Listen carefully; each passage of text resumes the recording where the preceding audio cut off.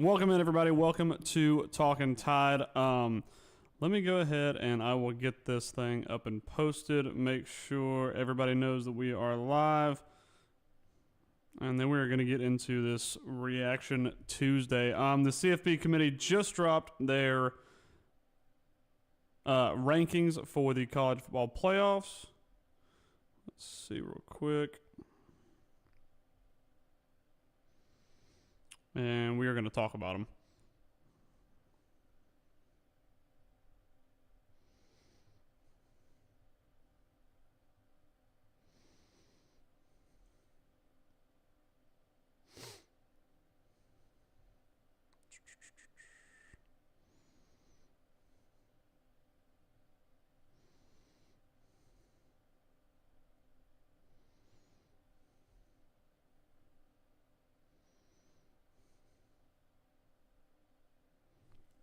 All right.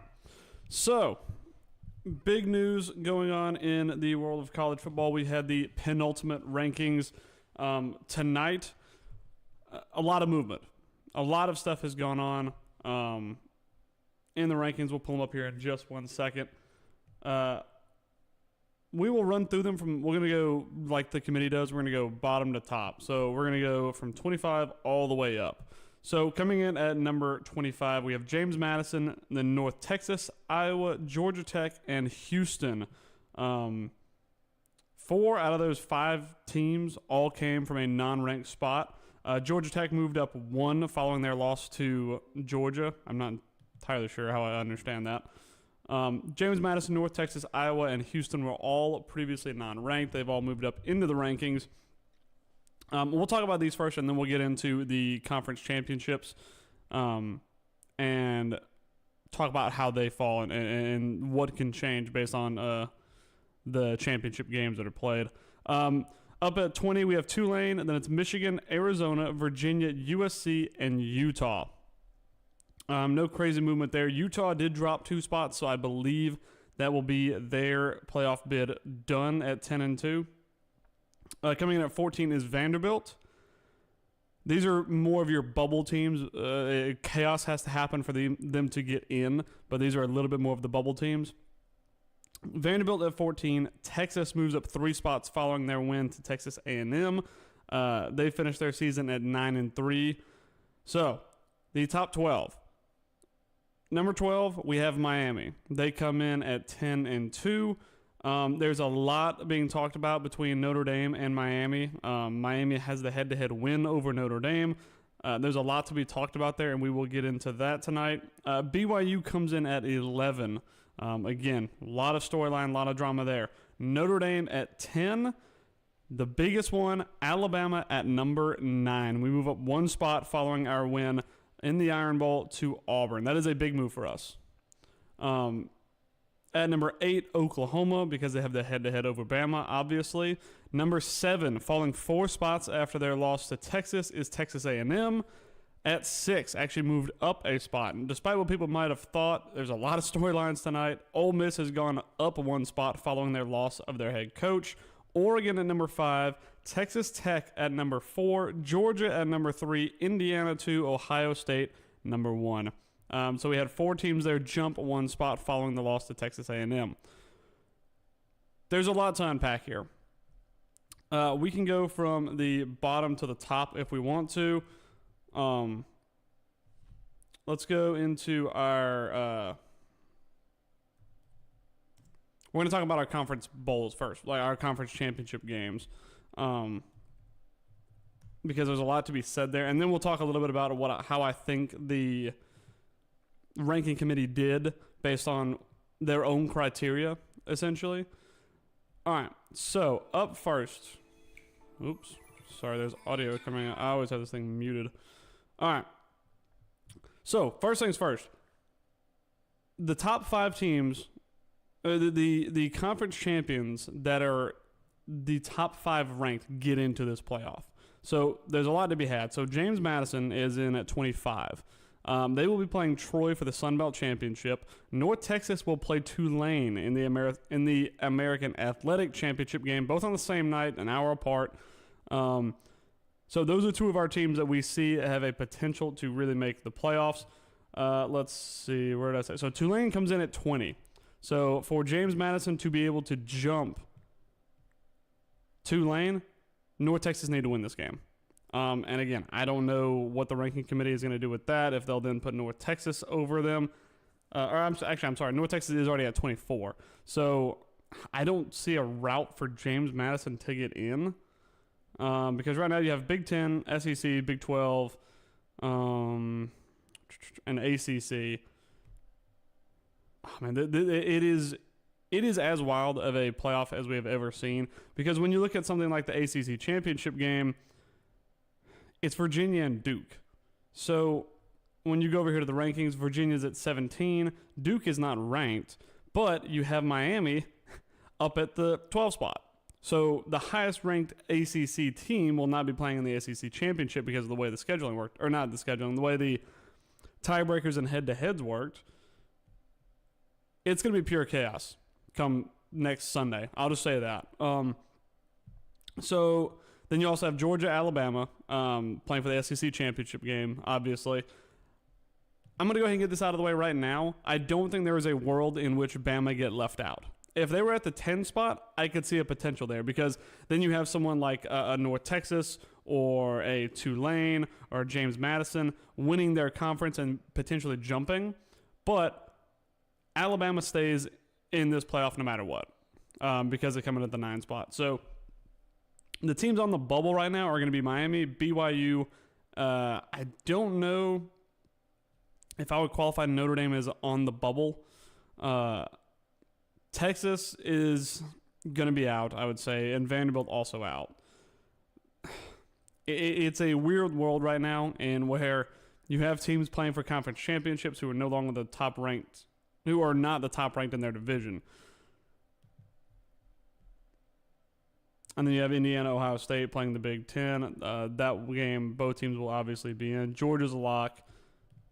So we'll go through the teams. I'm going to just say are a lock outside of the top 4 or 5. So Texas Tech, Oregon, Ole Miss are all locks. Texas A&M is a lock. Oklahoma is a lock. I believe now that Alabama is also a lock because of we've moved up 1 spot. When you talk about Notre Dame, so when we talk about the teams, let me go ahead and pull this up for you guys on the computer so y'all can see it.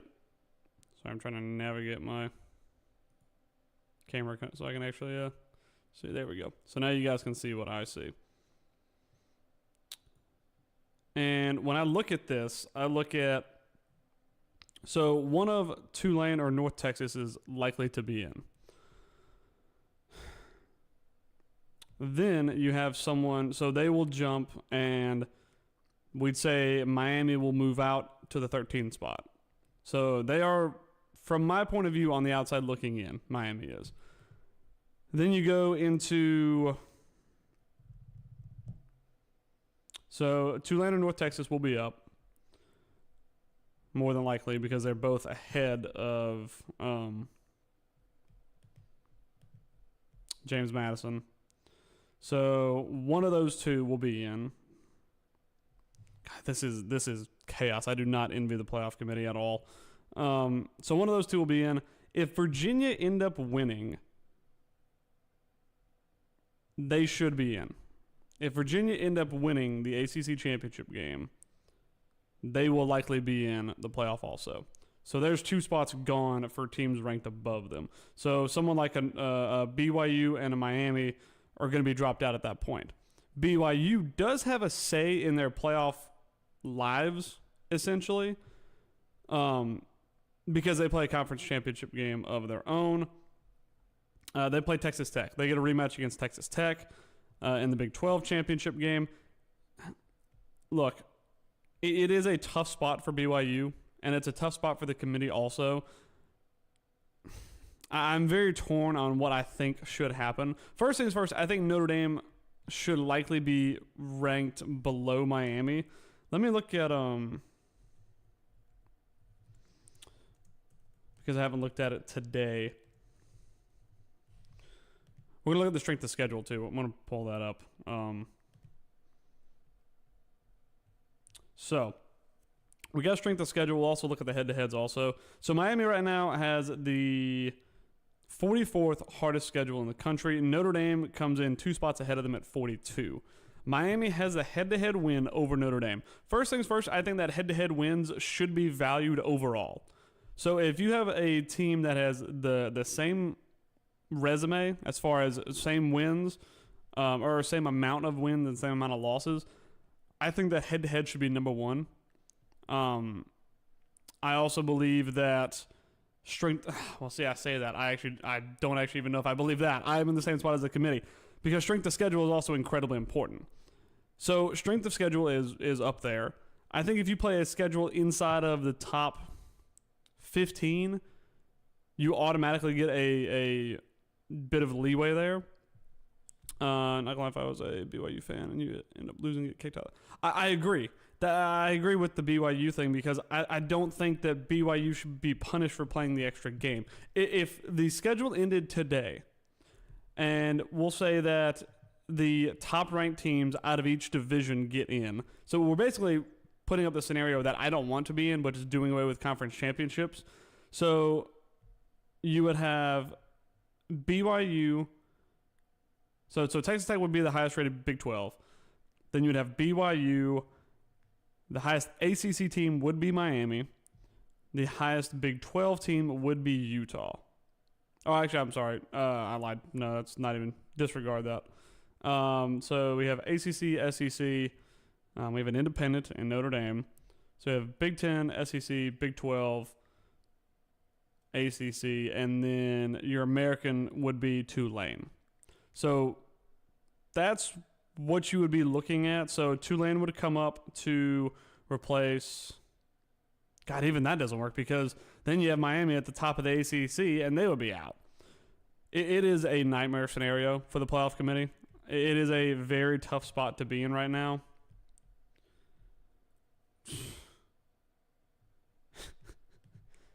This is a doomsday scenario for the playoff. I think that.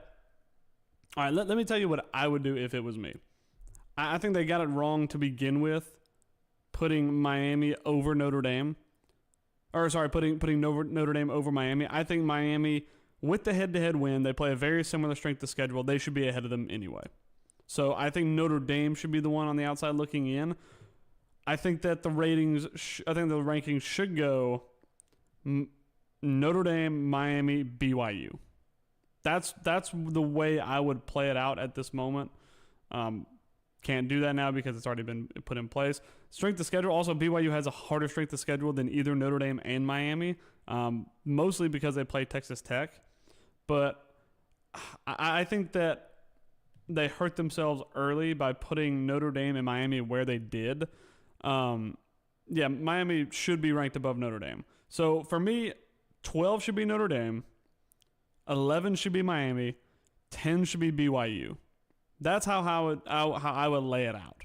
If we're talking about just these three teams, these three are the teams that are on the outside looking in, which it's crazy to say that BYU is on the outside looking in because they're 11-1, they played a conference championship game, and they have a hard enough strength of schedule where that shouldn't hurt them because it hasn't hurt other teams that have been in their spot. I mean, again, Texas Tech plays the 59th hardest schedule. I know that they've beat BYU, so that gives them the head-to-head. It is I do not envy the spot of the playoff committee. I roast them a lot. I talk about them a lot. I do not envy the spot of the playoff committee. So, for me, again, I would say you go Notre Dame, Miami, BYU is where you should end up with those three. And then that would give you, I believe you would have...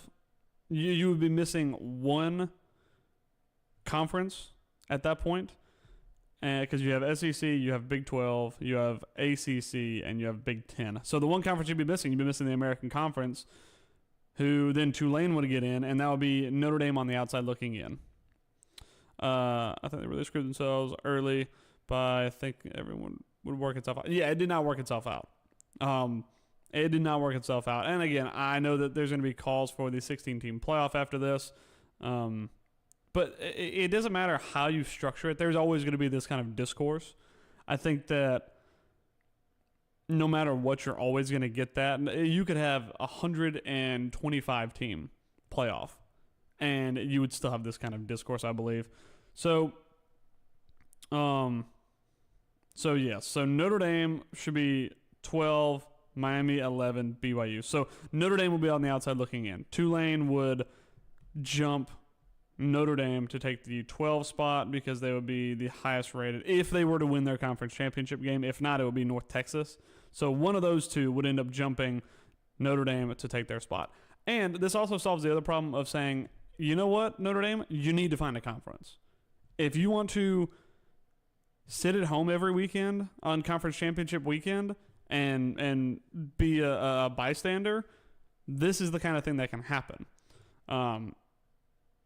I think it's harder for Miami because they're in the ACC. They're in a legitimate conference who's in absolute chaos right now, but they are in a legitimate conference, and they're going to be the one punished for sitting at home, while the one team that they beat and also is not in a conference or is going to be the one benefiting from it.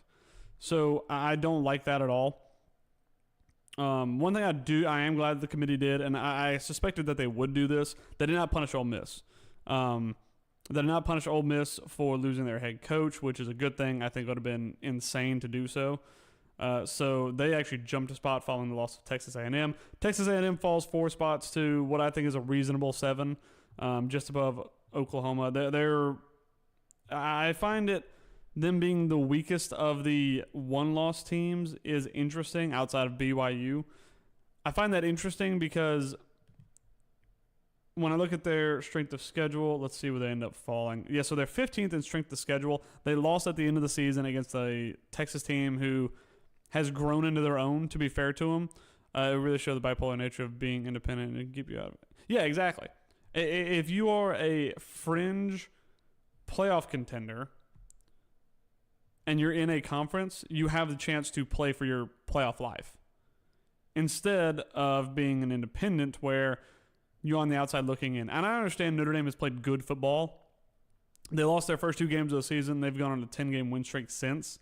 We can pull up their schedule and see what they ended up playing. So they lost to Miami, first game of the season. They lost to Texas A&M. And look, these games were close. It was 41-40, 27-24. So Notre Dame played some very close games. Then they go Purdue, Arkansas, Boise State, NC State. They played USC, who is ranked. I believe USC is still currently ranked. Let's find out, shall we? Actually, I'm sorry. No, USC is not currently ranked. They are no longer ranked. And then, actually, I'm sorry. Yeah, they are. They're 16. Sorry, I just totally blew by that. So USC is still ranked, so that's one ranked win for the Notre Dame Fighting Irish. And then they also ended up beating Navy, Pitt, Syracuse, Boston College, Stanford. So they have one ranked. Let me double check before I say this again. Let's see if Pitt was also ranked. Yeah, Pitt is not ranked. So that gives you one win. 1 win and 2 losses over top 25 teams. That's not a great resume, if I'm being completely honest. Now we'll look at it head-to-head compared to Miami, who again have the head-to-head win. So they beat Notre Dame. They beat South Florida earlier in the season. They were ranked 15. They beat Florida State. Lost to Louisville. Close game, that one. It will be fair. They also lost a close game to Louisville. Beat Stanford. That's a common opponent between the two. They beat them 42-7. They lost to SMU. And then they beat Syracuse, NC State, Virginia Tech, and they also beat Pitt. So they both have, I believe, 1 ranked win and 2 losses. Now, the problem for Notre Dame becomes one of those 2 losses is head-to-head against Miami. And I just don't know where the thought process came in of saying Miami beat this Notre Dame team, because you couldn't even put it. Notre Dame started 0-2. Miami started 2-0. It's not even like Miami started from behind and then beat them. As far as scheduling goes, they were 2-0 to start the season. They lost their games in the middle of the year, right when the playoff committee started coming out. I think that is what hurt them, and they actually talked about it on the selection show. I think the timing of Miami's losses hurt them a lot. Notre Dame lost when the selection show was not a thing. Like, it wasn't happening as the year went on. Miami lost in I believe it was week 4 or 5. And that's when the committee's shows started coming out. So I feel like that actually ended up hurting them a little bit of just the timing of it. Miami's head-to-head comparative resume. Yeah, exactly. I agree. They have the head-to-head resume, or they have the head-to-head win and a similar resume. I think that should put Miami in above them. Talking about BYU, I think that it's harsh on BYU to be 11-1 and have to go play the number 4 team in the country for your playoff life. I look at that like, I think the committee got it wrong. I think it should be Notre Dame, Miami, BYU. I think if BYU win, they're obviously in. If they end up losing that game, maybe you look at the quality of loss. If they go out there and they get blown out again by Texas Tech, you could drop them down to a 13 and let Miami and Notre Dame stay. It's a really hard spot for BYU. I feel like it is unfair to punish a team that has got to a conference championship while other teams sit at home. And I just don't think that BYU should be out based on a win or a loss against Texas Tech. Do I think they will be out if they lose to Texas Tech? I do, which I think is unfair. They play a harder schedule than Miami and Notre Dame. I mean, they play the 35th hardest schedule in the country. Notre Dame came in at 42, Miami at 44. Texas Tech came in at 59, actually. So I think it's unfair to them for them to be in this spot, but I don't know. I think the committee got it wrong there. I think those last 3 are tough because of the timing of it all, as in when the playoff committee started. I think they missed it with the Miami and Notre Dame head-to-head. I think that BYU should be 10. I'm glad they did not punish Ole Miss. I think Texas A&M is in the correct spot currently. Ohio State, Indiana, one of those 2 teams will win and one will lose. I believe that, again, depending on the quality of win versus loss, one could drop outside of the top 4, maybe to the 5 or 6 spot. If Ohio State goes out and blows out Indiana, I think that Indiana goes to 5 or 6. I think that if Bama wins the SEC championship, we will go to 5, maybe to 4, depending on what Texas Tech BYU does. I think that 9 spot is secure. I think the 9 spot you are in. I think that Notre Dame has a very high likelihood of staying in. I don't see how you could leave them out. Again, North Texas or Tulane, one of those 2 will jump them because they will be a conference champion. If Virginia then goes and wins, that's when Notre Dame could be on the fence. If BYU if BYU win, and then if BYU win, I think BYU and Tulane win, I think Notre Dame is out and Miami's out. I think Miami's out anyway. I think they're done. It's a hard spot. It's a really hard spot. I think Miami's out officially. I just don't think there's anything that can change about that. I think that if all the cards go wrong for Notre Dame, if Tulane win and BYU win, they're also out. So for me, Notre Dame, Miami are the 2 teams on the outside looking in. They don't have no say in it either. I think that BYU with a loss would be out. And then that would allow Notre Dame to stay. Yeah, it's a nightmare. It really is. I think the committee hurt themselves by putting Miami below Notre Dame to begin with. I think that BYU is in a very unfair spot. And again, they do get to play for their playoff life, but it's a hard spot for them. I think they're a 13-point dog coming into this game. And they have to play the number 4 team in the country. So, yeah. I mean, I can stay with this all night. We can come up with different scenarios. I did not want to make this a long show. I still have dinner to eat.